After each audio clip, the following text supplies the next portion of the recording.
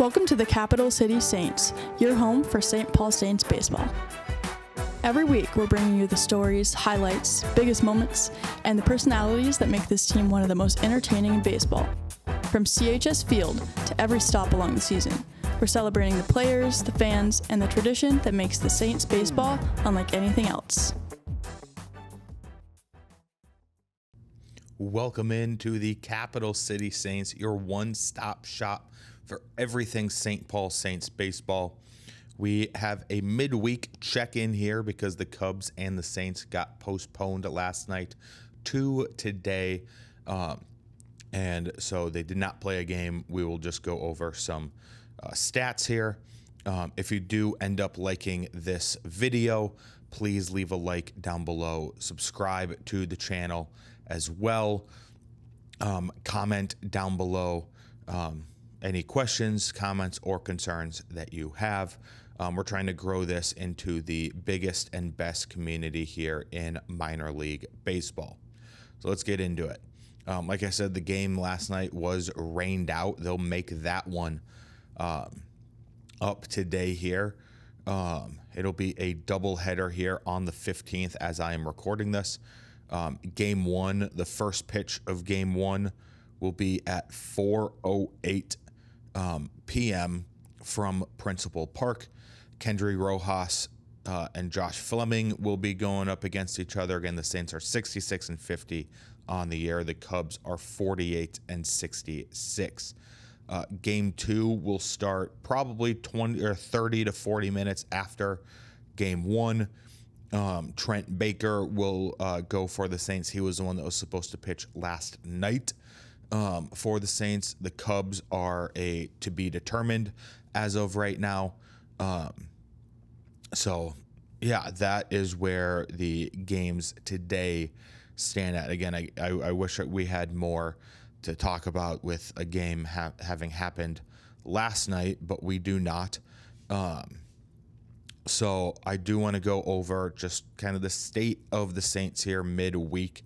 We'll go over some individual players too, and we will go over kind of some keys to making the playoffs here.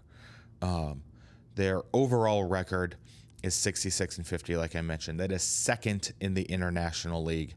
The second half record is 24-18, which is fifth. They are 2.5 games back from a playoff spot. Again, the playoffs are kind of slowly slipping away here for the Saints. The playoff hopes are kind of sort of slipping away here for the Saints as they have lost 4 in a row at this point, and they're just not, they're kind of getting smoked here by the Cubs this week. But I do want to point out a couple of players here for the Saints so far this year. Hendry Mendez is hitting on the offensive side. Again, one of the keys to making the playoffs is the offense. I think is going to need to continue to absolutely carry this team. Hendry Mendez, he's hitting .297 on the year. He's got 7 home runs, 35 RBIs, 10 doubles. He's got 32 runs scored. Again, another thing I've noticed with this team is they are striking out quite a bit. Ben Ross and Aaron Sabato both have over 90 strikeouts on the year. Matt Wallner, who hasn't even played the full season in St. Paul, has played 20 less games than Ben Ross and Aaron Sabato, and he has 80 strikeouts on the year in St. Paul here. Gabriel Gonzalez has struck out 75 times. Kyler Fedko, he's struck out 70 times. So just those guys just striking out a ton is a bit concerning. But, when Sabato and Wallner, when they're putting the ball over the fence 21 times each so far this year, you can kind of forgive them a little bit. They both have 60-plus RBIs here with the Saints. They've scored Wallner scored 49 runs. Sabato scored 53. So those two guys are absolutely mashing the ball when they do put it into play, which I think you could absolutely just tell by the eye test and the just watching the actual play here. The Walker Jenkins again is hitting very, very, very well so far this year. He's got a 291 average, 385 on base, 483 slugging, and 868 on base plus slugging. He's got he's got 20 RBIs, 7 home runs, 17 doubles, and 3 triples this year. Again, very, very good numbers for the center fielder. Again, I do not know how he has not been called up just yet how he has not been called up by the Twins yet. That very much confuses me. But I do think the Saints are going to need to rely on some of their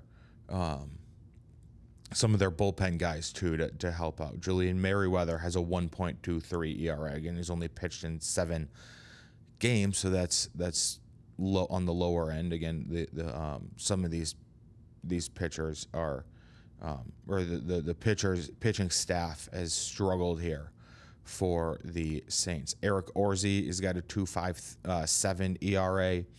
Matt Bowman has a 3.13. Garrett Acton has a 3.38. Those are the guys that they're going to need to rely on the pitching side of it going forward here. And again, I do know that there is just a lot of up and down with the pitching staff, especially with the Twins pitching staff not being super consistent. They'll call guys up and down. They'll get a random game here or there due to a rehab assignment. But they do need their guys that are consistently making the pitching appearances. They do need those guys to be more consistent here as we continue, and if the Saints actually want to be playing baseball, at the end of September into October, they need to have their top guys either at the plate or on the mound. They need those guys to absolutely be performing at their best. That being said, again, we're just gonna. I think we'll cut it off here. Not a ton to go over. Again, 2 games today. First one's at 4. Game 2 is after that, and we will see you tomorrow for a doubleheader recap. Peace.